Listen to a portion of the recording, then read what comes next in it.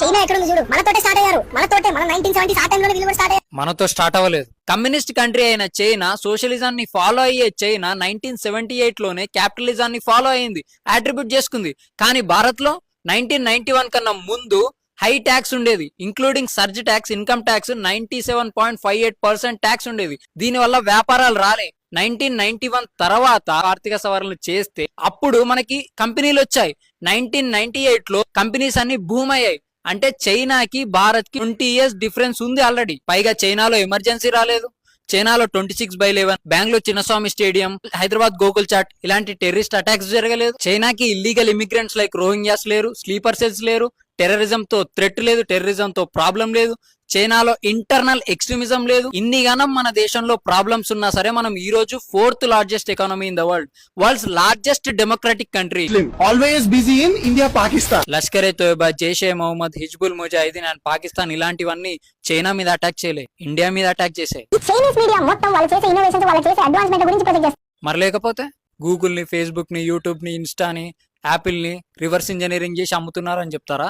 Corona వల్ల ఎంతమంది చనిపోయారో చెప్తారు అనుకున్నావా? కరోనా ఎలా వచ్చింది, బయోవార్ డిక్లేర్ చేసిందని చెప్తారు అనుకున్నావా? అలా చేస్తే డెత్ వార్ అంటే ఎవరైనా అకౌంటబుల్ గా ఉన్నారా?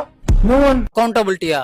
మన శత్రు దేశమైన చైనా అక్సేచిన్ ని ఇల్లీగల్ గా ఆక్యుపై చేసిన చైనా, భూటాన్ ని ఇల్లీగల్ గా ఆక్యుపై చేసిన చైనా, మన అరుణాచల్ ప్రదేశ్ ల్యాండ్ ని, వెస్ట్ బెంగాల్ ల్యాండ్ ని ఇల్లీగల్ గా ఆక్యుపై చేయాలని చూస్తున్న చైనా, పాకిస్తాన్ కి, మయన్మార్ కి ఇల్లీగల్ గా ఫండ్స్ ఇస్తూ టెర్రరిజాన్ని ఎంకరేజ్ చేసి మన మీదకి అటాక్ పంపిస్తున్న చైనా, శ్రీలంకకి అప్పులిచ్చి పోర్ట్స్ ని ఆక్యుపై చేసి వాళ్ళ ఆర్మీని దింపిన చైనా, మన ల్యాండ్ అయిన పిఓకేలో మన పర్మిషన్ లేకుండా సిపాక్ ప్రాజెక్ట్ కడుతున్న చైనా, మనని అష్ట దిగ్బంధనం చేయాలని చూస్తున్న చైనాని ఎదుర్కోవడానికి ఒకవైపు జయశంకర్ గారు, మరోవైపు అజిత్ దోవల్ గారు జియో పాలిటిక్స్ ని స్ట్రెంథెన్ చేస్తూ, బయలెటరల్ రిలేషన్స్ ని స్ట్రెంథెన్ చేస్తూ, ఫిలిపీన్స్ కి బ్రహ్మోస్ లాంటి మిసైల్ ఎక్స్పోర్ట్ చేసి సౌత్ చైనా సీలో చైనా డామినేషన్ ని తగ్గిస్తూ, ఇన్ఫీరియారిటీ కాంప్లెక్స్ లో ఉన్న మనకి ధైర్యాన్ని ఇచ్చి నమ్మకాన్ని కలిగిస్తే, అసలు నేషన్ ఇంట్రెస్ట్ ఏంటో తెలుసుకోకుండా, స్ట్రాటజిక్ విజన్ అర్థం చేసుకోకుండా, హిస్టరీ తెలుసుకోకుండా, geo politics, free trade agreements, bilateral relations, contemporary bilateral relations ని అబ్జర్వ్ చేయకుండా శత్రు దేశంలోకి వెళ్లి మాతృదేశాన్ని ప్రశ్నిస్తున్నానని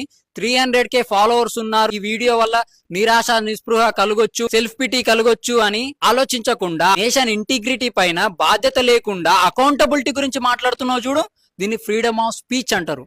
ఇది భారత్ లో ఉంటది. ఒకవేళ నువ్వు చైనా సిటిజన్ అయ్యుండి చైనాని ప్రశ్నించావు అనుకో, డెత్ వారంటే. సాక్సులు మాసిపోతే ఉతుక్కోవచ్చు చేతన్, ప్రాణాలు పోతే తిరుగురావు అని చెప్పు మీ ఫ్రెండ్ కి. నీ ప్రశ్న 10 మంది మేల్కొల్పోవాలి, ఆశావాదంతో సత్సంకల్ప బలాన్ని పుంజుకోవాలి, నేషన్ ఇంట్రెస్ట్ ని రెస్పెక్ట్ చేస్తూ నేషన్ ని రీకన్స్ట్రక్ట్ చేయాలి. జాతీయ పునర్నిర్మాణం. భారత్ మాతాకి జై.